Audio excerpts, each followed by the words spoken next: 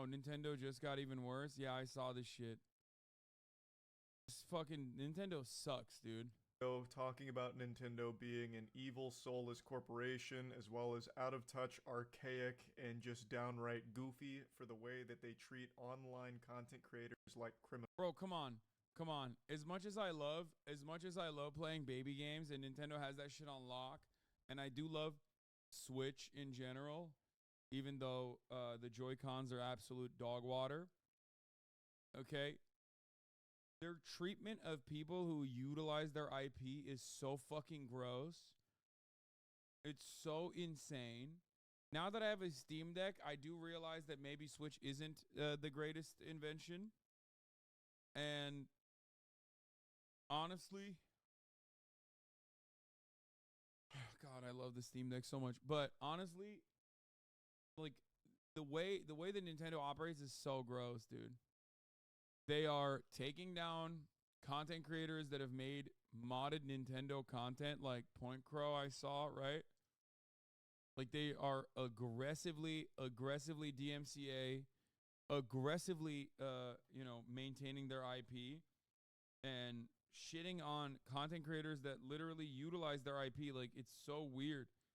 They're making your content more popular, you fucking assholes. So fucked up. How was Moon Moon able to stream Super Mario Maker? Because he's not modding it.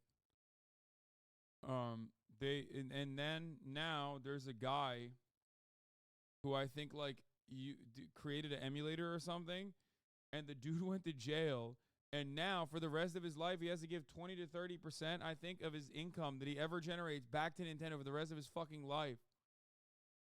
They're banning unmodded content too? Criminals. Most recently, they issued 2 strikes to a YouTuber named Point Crow because he made videos on Breath of the Wild that featured modded content. And in the eyes of Nintendo, that is a sin more unforgivable than murder. So they threw the book at him. They were coming with the meat. They tried to give him the business. They issued 2 strikes, and it wasn't just modded content they targeted, by the way. They also just targeted other videos as well on other games. A lot. No, that guy didn't. He was part of Pirating Ring selling modding equipment. That's why that guy got sued. Yeah, I know. Which is still like fucking lame. Like come on, man. I don't give a fuck about pirating. You're in the wrong community if you think I'm going to be like, wow, that's really fucked up. I can't believe he did that. Yeah, who cares? Suck my dick to Nintendo, okay? Yeah. And even if you are like, no, sorry, I'm Mr. Nintendo. Nintendo, my uncle is John Nintendo, and I'm Mr. Nintendo, and I think that's fucked up. You still don't think it's like insanely excessive that he went to jail, he served the time, and now he has to pay? Like they levied his they levied his wages basically for the rest of his life. A lot of it did feature mods, but some of them were just vanilla gameplay videos that they absolutely had a conniption over. Nintendo for a long time has historically shown that they hate their fans and absolutely despise when people play their games or enjoy their games in ways that they didn't plan for or in ways that they don't approve of. So for Point Crow showing mods and having fun making content around mods, they, started screaming bah humbug and shaking their fist at the clouds, and then hired their legal team of assassins to do as much damage to him as possible. And if it was up to Nintendo, they probably would have publicly hung Point Crow to make an example out of him for daring to play their games in a way they didn't intend for people to play them. Would have had him face. No, literally, like Nintendo in the old school universe will be out here fucking putting Point Crow on like one of those like old timey things where your hands have to like hang by your head like this. And then they'd be like, throw all of your tomatoes at this person. Like you have to pelt him if you want to be able to play any of our games that we're releasing. Also, the games are still the same games for the most part. Face the fucking firing squad. The reason I'm even mentioning all of this before talking about today's story is because it's only been 3 days and Nintendo has already upped the ante on how evil they can be and how unbelievably cruel they are. Like I made a claim in that video that they don't listen to the community, they don't care about, negative reputation that they have or community backlash. They don't listen to it, they just kind of brush it off like it's just, little squeaking dog toys that they can just ignore. They don't care what the people are saying, they're not listening. But now, I'm almost convinced they Remember during Reactgate when everybody shit on you for correctly saying that even gaming content is subject to copyright? Oh, fuck, dude. I do remember that, actually. Thank you for reminding me that I was right. Hey, guys. Hey, everybody. I was right. I've been right. I am right. I was right. And I'm still right. Of course, I am. But it doesn't change the reality that people are fucking stupid. Guess what, though? This shit is incredibly fucked up, right? It's super fucked up. We're in agreement. Okay, good. Oh. Must have heard what the community was saying about how evil they were and said, oh, you think that's bad? Well, watch this. And then they went even harder into degeneracy. So, what they've done, or what was revealed to the public today, is that they have completely ruined a man's life. And I'm not exaggerating. They are putting a man in... Nintendo would destroy an Italian orphanage if there was a kid named Luigi in there. That's a Twitter joke, but it's true. But it's still a Twitter joke, but still, it's very true. Yes. If an Italian village had an orphanage where there was one kid named Mario and another brother named Luigi, it's over. They would drone strike the village. They would eviscerate it. It would be reduced to nothing but ashes. And the rest of the world would let it happen. Because, like, the way that they arrested this guy, like, why the fuck does Imperial Japan have its tentacles in the United States of America? Like, I don't understand how a Japanese corporation from, like, 1883 could literally direct American law enforcement. It's insane. In debt to them for the rest of his life. There's a guy named Garry Bowser, and I'm not making this up. This isn't an alias. His name is fucking Garry Bowser. This sounds like fanfic. This sounds like the plot to the new Mario Bros. Movie. Like, it actually sounds made up, but it's real. Garry Bowser was working with a company called Team Executor. They were a hacking group that would hack consoles for profit, and one of their biggest products was for Switch. They would basically jailbreak the Switch and they'd sell it and make money off it, and Garry Bowser was one of the prominent members of this team, allegedly. And in a couple of years ago, he got caught, and he served 40 months in jail. His time in jail is coming to a conclusion now, and he's about to be released, but he's not off the hook yet. In fact, he's on to an even deeper hook, one that is going to be a life of servitude to Nintendo, because they are coming after him for an additional $10 million plus that he will have to pay back over the course of the rest of his life. He is going to have to forfeit 25 to 30% of his income every single month to Nintendo until he can pay off his $10 million plus debt to them, because he was part of that hacking group. That is a legitimate, life-ruining obligation that he will... Why is modifying hardware you paid for and then selling it illegal?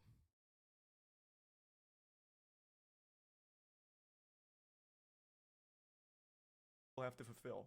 Now, I want to make it clear, Garry Bowser is not a hero. He is not a saint. He was part of a group that was knowingly... I disagree. I think he is a hero. ...breaking the law for profit. He wasn't doing anything, you know, just. He wasn't some, like, holy figure, you know, breaking the rules. Dude, modding and selling modding equipment is infinitely more ethical than drop shipping. It's infinitely more ethical than being a scalper, okay? But still illegal.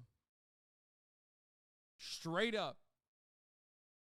They literally are making equipment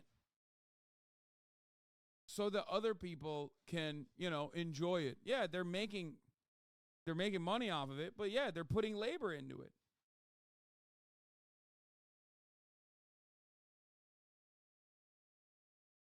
What the fuck? It's literally modding a car and then selling it? No, it's not.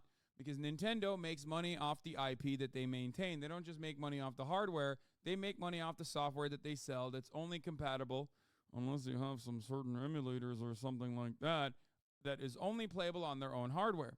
So here's the reality, okay? They want to make more money. You know what it would be like? John Deere.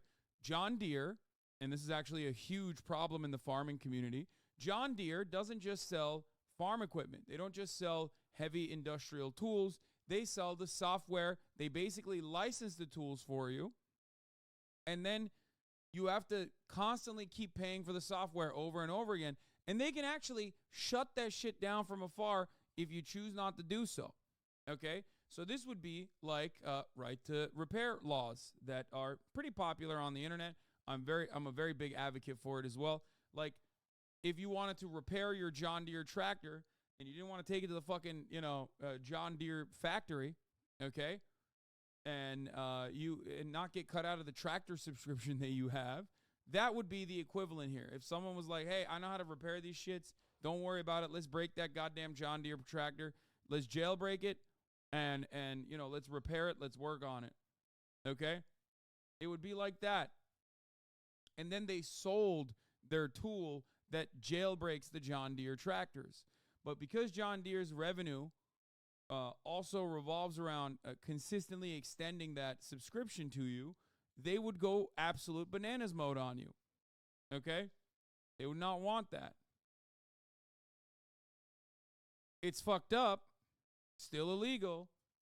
So no, I do think that it's absolutely bullshit that these guys got in any way, shape, or form. Oh, this is the mod chip that they made. Look at that. They had a nice little fucking sign on it and shit. Like, look, they printed stuff on it. I think someone wanted to get the new Zelda is a bit different than a farmer's livelihood. Wait, what? The principle is still the same, dude. What are you talking about? Nintendo sells you hardware, and they make money off the software that they sell you. If you want to fucking, if you don't want to pay for the software, if you don't have money for the software, you can just buy an emulator, or you can, get this thing, and you can play games for free, right? Isn't that how this works? But yeah, go ahead. Defend Nintendo's bottom line and say that, like, yo, no, actually, new games or even old games are well worthy of the $70 because they have a monopoly on it. It's only on their systems. It's only playable on their own systems, so they control the prices. They keep the prices the way that they do always. Also, by the way, once again, I just want to point out to everybody that I was right with respect to Nintendo being such aggressive DMCA copyright holders that they struck down our boy Point Crow. It's really fucked up. So remember that. They can come for your content as well. Ridiculous. We in the streaming industry quite literally utilize the shared structure of open source still to this day. OBS is open source. Half of the fucking bots that we use on this channel are either fan-made or made by other people in members of the community. It is literally collective action that runs this entire space. So whenever I see people that look at that collective action, that look at that open source software, that look at all of this and say, oh, no, we actually need to put a price tag on all this. We actually need to make sure that you can't legitimately, utilize IP. IP is actually really important. It's profoundly important. We need to maintain IP protections. It's so stupid. I find that to be ridiculous. Aiden's birthday in UK land, by the way. Happy birthday, Aiden. There you go. Fossabot is another example of this. A lot of you hate Fossabot, but without it, we would not be able to have normal free flow communication in this fucking chat because some of you are unhinged demons. Chat Arena was made by a Forsen boy. Many of the things that we take for granted are made by people in Forsen's community.